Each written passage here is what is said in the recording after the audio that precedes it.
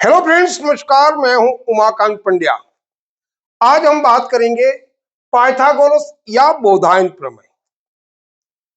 हम इस पर इस प्रकार से बात करेंगे या उस भाषा का प्रयोग करेंगे जिससे साधारण से साधारण स्टूडेंट भी इस बात को बड़े ही आसान शब्दों में समझ जाए। तो आइए देखते हैं पाइथागोरस या बोधायन प्रमेय क्या है। सबसे पहले आता है पाइथागोरस। पाइथागोरस कौन है? पाइथागोरस है एक गणितज्ञ जिन्होंने यह प्रूव किया, यह सिद्ध किया, कर्ण स्क्वायर बराबर आधार स्क्वायर प्लस लंब स्क्वायर। बात को समझिए, पाइथागोरस कौन है? गणितज्ञ है जिन्होंने एक थ्योरम या प्रमेय, प्रमेय का मतलब प्रूव करना, किसी बात को उन्होंने सिद्ध किया कि कर्ण स्क्वायर बराबर आधार स्क्वायर प्लस लंब स्क्वायर। अब ये कर्ण स्क्वायर क्या है, आधार स्क्वायर क्या है और लंब स्क्वायर क्या है, उसको हम जानते हैं। सबसे पहले देखते हैं कि ये कर्ण स्क्वायर, आधार स्क्वायर और लंब स्क्वायर कहां होते हैं। यह हो गया आपके समकोण त्रिभुज। ये कौन सा त्रिभुज है आपके पास में? समकोण। समकोण का मतलब ऐसा त्रिभुज जिसके अंदर 90 डिग्री का कोण हो, जिसका एंगल 90 डिग्री हो, ऐसे त्रिभुज को हम कहते हैं समकोण त्रिभुज। त्रिभुज बहुत सारे हैं आपके, समबाहु, समद्विबाहु, विषम बाहु, पर इन्होंने जो बात करी वो बात करी सिर्फ और सिर्फ समकोण त्रिभुज के विषय में। और इसी त्रिभुज से उन्होंने प्रूव किया कर्ण स्क्वायर बराबर आधार स्क्वायर प्लस लंब स्क्वायर। उन्होंने क्या प्रूव किया वो हम देखते हैं। मान लीजिए ये कोई समकोण त्रिभुज है जो कि ए, बी और सी नाम का एक त्रिभुज है, उसमें उन्होंने क्या प्रूव किया? कर्ण स्क्वायर बराबर आधार स्क्वायर प्लस लंब स्क्वायर। अब देखिए, आधार स्क्वायर, लंब स्क्वायर और यह है कर्ण स्क्वायर। अब पहले तो आप अपनी गणित की भाषा में इसको बड़े ही आसान शब्दों में पढ़ लीजिए कि यह कर्ण स्क्वायर क्या है। कर्ण स्क्वायर का मतलब होता है कर्ण इंटू कर्ण। अब आप बताइए कर्ण इंटू कर्ण का मतलब क्या होता है? यह बात मैं पूर्व के वीडियो में बहुत ही आसान भाषा में समझा चुका हूं। यदि आपके पास में चाहे वो कोई शब्द हो, चाहे वो कोई लेटर हो, चाहे जो कुछ भी हो, यदि सेम सेम अक्षर, सेम सेम लेटर, कहने का मतलब समान अक्षर हो, समान लेटर हो और इनका गुणा होता है एक दूसरे में परस्पर, तो वह एक वर्ग का क्षेत्रफल दिखाते हैं। यहां आपको यह नहीं मानना कि वर्ग का क्षेत्रफल ज्ञात करने के लिए सिर्फ सूत्र होता है भुजा इंटू भुजा। अब आप थोड़े बड़े हो चुके हैं, आप क्लास 10th में आ चुके हैं, आपको कभी यह नहीं देखना है कि किसी भी वर्ग का क्षेत्रफल ज्ञात करना है और उसका सूत्र सिर्फ भुजा इंटू भुजा होगा। अब आपके पास में चाहे वो इंग्लिश के लेटर ही क्यों नहीं हो, ए इंटू ए बराबर ए स्क्वायर जैसे आ जाए, X into X X square आ जाए, इसका मतलब आपको तुरंत समझना है कि यह किसी वर्ग का क्षेत्रफल है। यहां लिखा हुआ कर्ण इंटू कर्ण, ये भले ही शब्दों में लिखा है पर इसके ऊपर स्क्वायर लगा हुआ है, यानी कि आपको यह समझना है कि यह एक वर्ग को इंगित करता है, वर्ग के क्षेत्रफल को इंगित करता है। तो यह हो गया हमारे पास कर्ण का स्क्वायर का मतलब यह कोई वर्ग है। अब आप बताइए आधार स्क्वायर, आधार स्क्वायर का मतलब क्या हुआ? फिर वही बात है, यह भी शब्द में लिखा हुआ है और उस पर स्क्वायर लगा हुआ है, कहने का मतलब यह भी कोई वर्ग है जिसकी एक भुजा आधार है। अब ये देखिए, ये है आपके पास में लंब, लंब पर भी स्क्वायर लगा हुआ है, यानी कि यह भी कोई वर्ग का क्षेत्रफल है जिसकी एक भुजा लंब है और लंब में लंब का गुणा करने पर हमें यहां लंब स्क्वायर प्राप्त हुआ है। तो अब इन तीनों बातों को बड़े ही आसान तरीके से समझ गए होंगे कि ये तीनों वर्ग के क्षेत्रफल हैं। यह बात आपको समझ आ जानी चाहिए कि स्क्वायर लगने का मतलब है कि तीनों ही किसी वर्ग के क्षेत्रफल है। पर कैसे क्षेत्रफल है तो यहां नाम से पता करेंगे। यहां लिखा हुआ कर्ण का स्क्वायर, यहां लिखा है आधार का स्क्वायर, यहां लिखा हुआ है लंब का स्क्वायर, यानी कि नाम तीनों अलग अलग हैं, तो इन वर्गों के क्षेत्रफल भी अलग अलग होंगे। तीनों का क्षेत्रफल एक जैसा नहीं होगा। इसका क्षेत्रफल कुछ अलग होगा, तो इससे इसका कुछ अलग होगा, और इससे इसका कुछ अलग होगा। तीनों के क्षेत्रफल अलग अलग होंगे। यह बात आपकी दिमाग में आनी चाहिए। और यदि हमारे पास में यहां ये समझिए, जैसे एक्स स्क्वायर बराबर y square plus z square लिखा हुआ का मतलब ये तीनों ही वर्ग है, और तीनों ही के जो लेटर्स है वो अलग अलग होने की वजह से हम तुरंत ये समझेंगे तीनों के वर्ग का क्षेत्रफल अलग अलग है। वैसे ही शब्दों से भी हम यही समझेंगे कि ये तीनों के नाम या शब्द अलग अलग है, तो इसके क्षेत्रफल भी अलग अलग है। अब यहां समझिए, कर्ण का स्क्वायर का मतलब कर्ण क्या हो गया? कर्ण हो गई हमारे पास में एक भुजा। मान लीजिए ये कोई वर्ग है, इसकी भुजा कर्ण हो गई। यहां हमने इसको संख्या में नहीं लिखा, हमने इसको शब्द में लिखा, तो ये हो गया आपकी एक भुजा। ये भुजा क्या होगी? ये भुजा भी आपकी कर्ण होगी, ये भुजा भी आपकी कर्ण होगी, और ये भुजा भी आपकी कर्ण होगी। इस वर्ग, ये जो वर्ग बना हुआ आपके पास में, उसकी सभी भुजाएं कर्ण हो गई। और इसका यदि क्षेत्रफल ज्ञात करना तो क्या करते? भुजा इंटू भुजा, तो कर्ण में कर्ण का गुणा। तो यहां वाला जो बीच में ये वाला जो पार्ट आएगा वो आएगा कर्ण स्क्वायर। इस बात पर मैं फोकस कर रहा हूं कि आप इस बात को समझे कि इसका क्या मतलब लिखा हुआ। यदि ये, क्योंकि ये संख्या में होता तो बड़े आसान तरीके से समझ जाते। अब देखिए, अब उसने शब्द की जगह यहां लिख दिया 5, तो यहां 5 लिखा, तो आप यहां क्या लिखोगे? यहां पर भी 5 लिखोगे, यहां पर भी 5 लिखोगे, यहां पर भी 5 लिखोगे, और यहां क्या करोगे? 5 में 5 का गुणा करोगे। तो आप यहां पर ऐसा भी कह सकते हैं 5 का स्क्वायर, ये जो लिखा हुआ उस पर स्क्वायर लगा दिया। ये आपके अंक गणित में इसलिए बड़े आसान तरीके से समझ जाते हो। पर यदि शब्द भी दे दे तो इसकी भुजा क्या है? 5। तो यहां शब्द में है तो इसकी भुजा अभी हमको माननी है कर्ण। यह बात आपकी समझ में आ जानी चाहिए। तो अब कर्ण का स्क्वायर का मतलब क्या हो गया कि यह कोई वर्ग है, वर्ग का क्षेत्रफल है, यह भी कोई वर्ग का क्षेत्रफल है, और यह भी वर्ग का क्षेत्रफल है। अब ये कहां स्थित है और पाइथागोरस जी ने यहां पर क्या प्रूव किया वो हम देखते हैं। कर्ण का स्क्वायर, कर्ण किसको कहते हैं उसको देखने से पहले हम देखते हैं आधार। त्रिभुज यहां आपको दिख रहा है, उस पर मैंने कोण बनाया 90 डिग्री का। ये कोण जहां पर भी लगता है 90 डिग्री का, उसका एक भाग हो गया आपका आधार। इसको कहेंगे हम आधार। इसलिए कहते हैं क्योंकि इस पर खड़ा है। किस पर खड़ा है?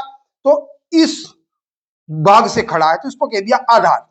ये उसकी ऊंचाई कह दीजिए जो 90 डिग्री के कोण को, दोनों ही 90 डिग्री का कोण इस पे बनाता है, इसको कह दिया हमने लंब।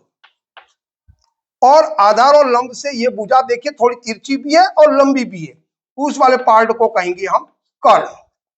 अब नाम हो गए, आधार हो गया, लंब हो गया, और ये हो गया कर्ण। आप जब ट्राइगोनोमेट्री पढ़ेंगे, जब त्रिकोणमिति पढ़ेंगे, तो कभी कभी आधार ये बन जाता है, लंब ये बन जाता है, ये भी होगा और इसको भी समझेंगे।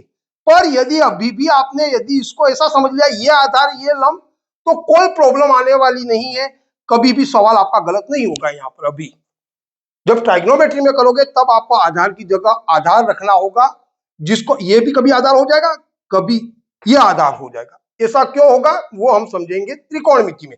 अभी जब इसको प्रूव करें, चाहे आप इसको आधार मान लो चाहे इसको मान लो, कहीं कोई समस्या नहीं आने वाली, क्योंकि इन दोनों के वर्गों का जोड़ है। मान लो कोई 7 में 4 जोड़ दे, चाहे 4 में 7 जोड़ दे, इनका मान हमेशा ही 11 आएगा। कहने का मतलब इनकी वैल्यू बराबर रहेगी। तो आप इसमें से किसी को भी जोड़ दो, इनके क्षेत्रफल के जो भी क्षेत्रफल आएगा उसको आप जोड़ोगे तो उसकी वैल्यू में कोई अंतर नहीं आएगा। यह बात आपको समझ आनी चाहिए। अभी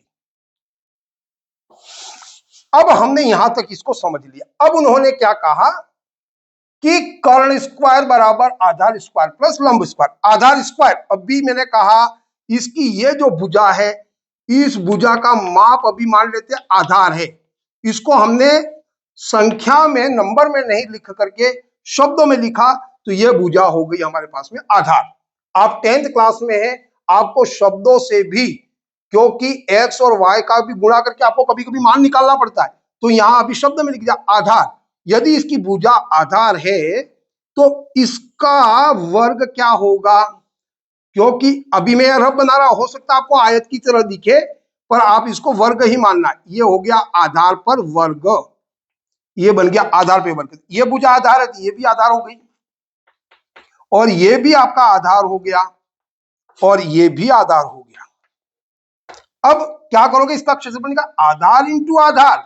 आधार में आधार का गुणा किया तो ये क्या बन गया, इसका जो ये क्षेत्रफल है वो आपका क्या बन गया, आधार स्क्वायर। तो ये हो गया उसका क्षेत्रफल, हमने यहां पर क्षेत्रफल ज्ञात कर लिया। अब देखते हैं लंब का। तो ये भुजा, खाली ये भुजा है, भुजा का नाप नहीं दे करके नाम दे रहे लंब, तो इस भुजा का माप क्या है, लंब। तो लंब का क्षेत्रफल ज्ञात करना है। यदि इसका माप लंब है, 5 नहीं लिखा, 5 लिखा होता है, 3 लिखा होता, 3 इंटू 3 करते। तो ये अभी हमने उस संख्या को नहीं लिख करके उसका नाम लिख दिया लंब, और ये भुजा होगी लंब। सभी बराबर होंगी, चारों भुजाएं बराबर होंगी इसकी, तो ये भी लंब होगा। और क्षेत्रफल ज्ञात करने के क्या करते हैं, उस संख्या का उस संख्या में गुणा करते हैं। यदि यहाँ 3 होता, यहाँ 3 होता, गुणा करते क्या था, क्षेत्रफल हो जाता। यदि यहाँ 3 लिखा होता तो आप लिखते 3 का स्क्वायर, तो अभी आप लिख दीजिए यहाँ पर लंब का स्क्वायर। ये आ गया आपका ये क्षेत्रफल। इसको भी मैंने बेहतर तरीके से दूसरे पार्ट में बता चुका। अब लिखा कर्ण का स्क्वायर, तो अब ये वाली भुजा है, उस पर उन्होंने बनाया एक और वर्ग। अब देख लीजिए, आधार पे एक वर्ग बनाया उन्होंने, क्योंकि ये राइट एंगल ट्राइंगल था, उसकी 3 भुजाएं थी, 3 में सबसे पहले उसने आधार पर वर्ग बनाया, तो आधार स्क्वायर आया। ये वाली भुजा लंब पे उसने वर्ग बनाया, लंब स्क्वायर आया। अब इस वाली भुजा पर वो क्या बना रहे हैं, वर्ग। तो देखिए यहां पर वर्ग बनाया, ये थोड़ा टेढ़ा मेढ़ा हो सकता है, रफ काम हो रहा है, आप इसको समझिए ये एक वर्ग ही है। ये हो गया कर्ण, और ये उसकी भुजा, ये भी कर्ण हो गई, सभी भुजा कर्ण होगी, तो यहां आएगा आपका कर्ण में कर्ण का गुणा करने पर कर्ण स्क्वायर। फिर उन्होंने क्या कहा, आधार स्क्वायर प्लस लंब स्क्वायर बराबर कर्ण स्क्वायर। यानी कि उन्होंने कहा ये वाला जो आधार स्क्वायर का मतलब आधार का जो आधार के वर्ग का जो क्षेत्रफल है वह, और लंब के वर्ग का क्षेत्रफल है, इन दोनों को यदि आप जोड़ दोगे, इन दोनों खेतों को यदि शामिल कर दोगे, यदि मान लीजिए खेत है, इन दोनों खेतों को शामिल कर दोगे तो इस खेत के बराबर होंगे। इसका मतलब उन्होंने कहा आधार पर बनने वाला वर्ग और लंब पे बनने वाला वर्ग, यानी आधार का क्षेत्रफल और लंब का क्षेत्रफल दोनों को जोड़ दिया जाए तो वह एक कर्ण के क्षेत्रफल के बराबर होता है। यह बात उन्होंने कही, और यह सब जितने भी राइट एंगल ट्राइंगल यानी कि समकोण त्रिभुज है उन सब पर लागू होगा ये वाला नियम। इन्होंने इस बात को प्रूफ कर दिया, इसलिए उसको कहा थ्योरम या प्रमेय। अब हम इसको प्रूफ करते हैं कोई एक अंकगणित की संख्या देकर के। अब देखिए, मैं इसको अब थोड़ा सा हटा लेता हूं, अब तक आप समझ गए होंगे। इन दोनों वर्गों के क्षेत्रफल को जोड़ दिया जाए, आधार के क्षेत्रफल को और लंब के क्षेत्रफल को जोड़ दिया जाए तो वो कर्ण के क्षेत्रफल के बराबर होता है। यानी कि ये वाला खेत और ये वाले खेत का क्षेत्रफल जोड़ दें तो वह इस कर्ण वाले खेत के बराबर इनका क्षेत्रफल होगा। अब देखिए, हम इसको कुछ अंकगणित के माध्यम से समझते हैं जिससे आपको और स्पष्ट तरीके से समझ में आए कि हम क्या कर रहे हैं। मान लीजिए ये कोई त्रिभुज है और ये त्रिभुज ए बी सी है। अभी यहां जो आधार है ये वाला, उसका नाप रख देते हैं हम 5 सेंटीमीटर। ये हो गया आपके पास में 5 से, ये हो गया आपके पास में 4, मान लो 3 सेंटीमीटर। इसको जो लंब है उसको अभी मान लेते हैं हम 4 सेंटीमीटर। अब मुझे ज्ञात करना है कर्ण कि इसकी जो भुजा है वो कितनी है। ये पाइथागोरस जी ने इस थ्योरम को इसीलिए बनाया कि आप इस थ्योरम के माध्यम से यदि दो भुजाएं दे रखी हो तो तीसरी भुजा को बड़े ही आसान तरीके से ज्ञात कर सकते हैं। देखिए अभी हमको दो ही भुजा दे रखी है, एक 3 वाली, ये 3 सेंटीमीटर दे रखी है, इसकी भुजा का माप कितना है 3 सेंटीमीटर, और इस भुजा का माप कितना है 4 सेंटीमीटर। यदि इस भुजा का माप मुझे कर्ण का पता करना है तो हम कैसे पता करेंगे।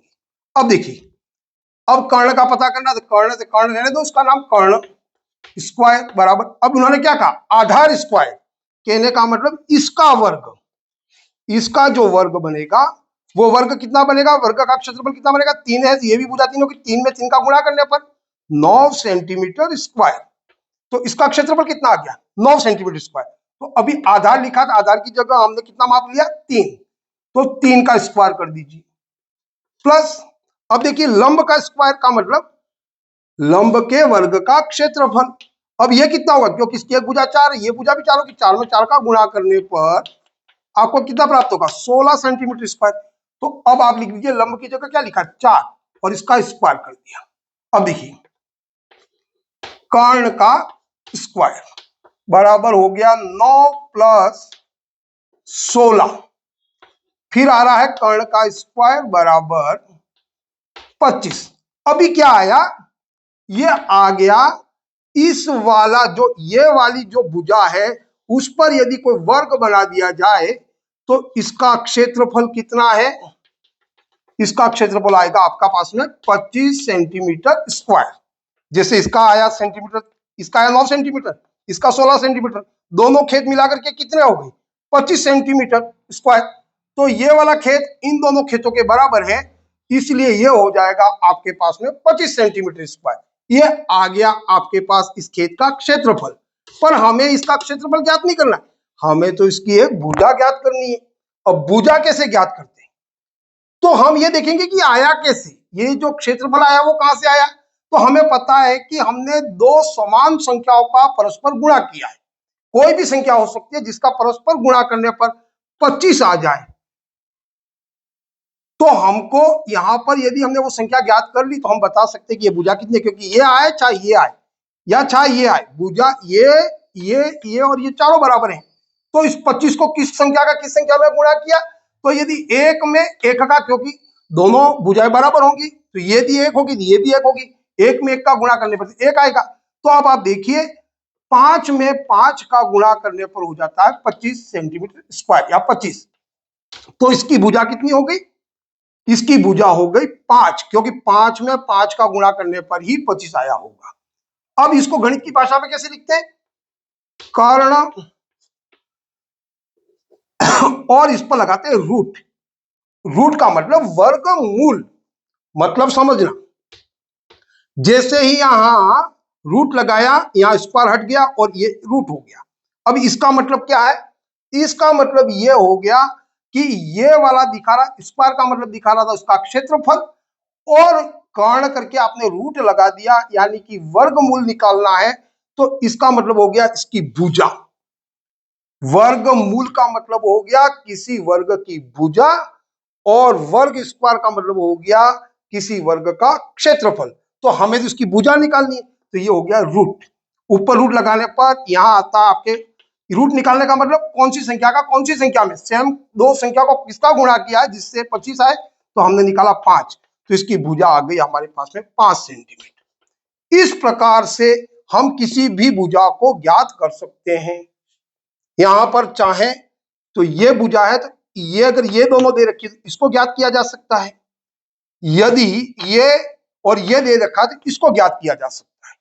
आप सभी भुजाओं को बड़े ही आसान तरीके से हल कर सकते हैं और बता सकते हैं कि कौन सी भुजा कितनी है। तो पाइथागोरस जी ने कुल मिलाकर के ये बताया कि आपके पास में यदि समकोण त्रिभुज में दो भुजाएं दे रखी हैं तो तीसरी भुजा को आप इस थ्योरम के द्वारा बड़े ही आसान तरीके से ज्ञात कर सकते हैं।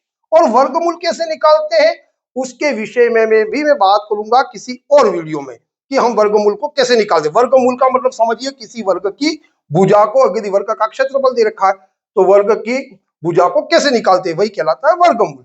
अब यहां थोड़ा सा और देख लीजिए, यदि अभी इसी की बात की जाए और यहां हमको पता चल गया कि इसका आ गया 5 और इसका था 4, अब यदि ये निकालना है इसका आधार तो हम कैसे निकालेंगे? तो अब देखिए, अब ये दे रखा है, ये हो गया आपके पास में,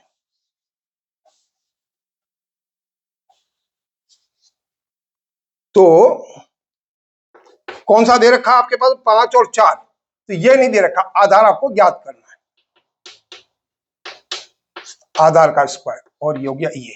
तो यहां हमने लंब की जगह लंब का स्क्वायर जो माप दिया था वो लिख दिया, कर्ण की जगह 5 माप दे रखा, 5 दे दिया, का स्क्वायर लिख दिया। अब हमको आधार का स्क्वायर ज्ञात करना, यानी कि इसका क्षेत्रफल आएगा और उसी से हम उसकी भुजा ज्ञात करेंगे। भुजा ज्ञात करते ही हमें पता चल जाएगा कि ये आधार कितना है। अब देखिए इसको कैसे हल करते हैं।